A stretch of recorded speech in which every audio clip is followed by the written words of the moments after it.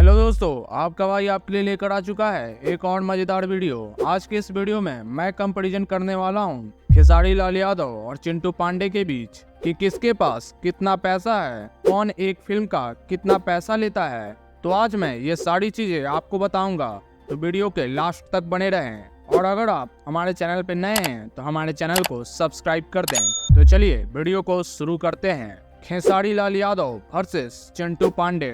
खेसारी लाल यादव का जन्म 15 मार्च 1986 को बिहार के सारण जिले में हुआ था।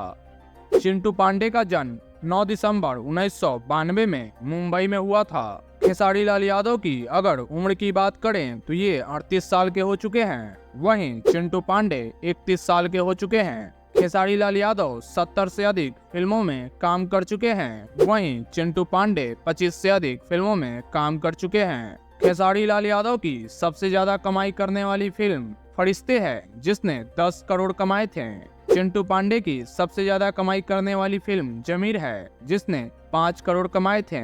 और अगर हम खेसारी लाल यादव के फैन फॉलोइंग की बात करें तो इनके इंस्टाग्राम पे 5.3 मिलियन फॉलोअर्स हैं, वहीं चिंटू पांडे के इंस्टाग्राम पे 5.5 मिलियन फॉलोअर्स हैं। वहीं खेसारी लाल यादव के फेसबुक पे 6 मिलियन फॉलोअर्स हैं। वहीं प्रदीप पांडे चिंटू के फेसबुक पे 2.7 मिलियन फॉलोअर्स हैं। अगर हम खेसारी लाल यादव की फिल्म फीस की बात करें तो ये एक फिल्म करने के लिए 50 से 60 लाख रुपए लेते हैं।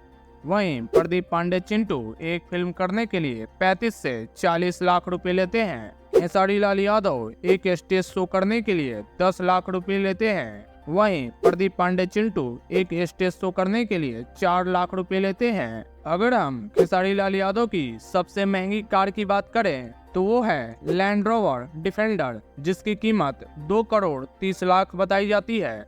वहीं प्रदीप पांडे की सबसे महंगी कार मर्सिडीज 400 है, जिसकी कीमत 2 करोड़ है।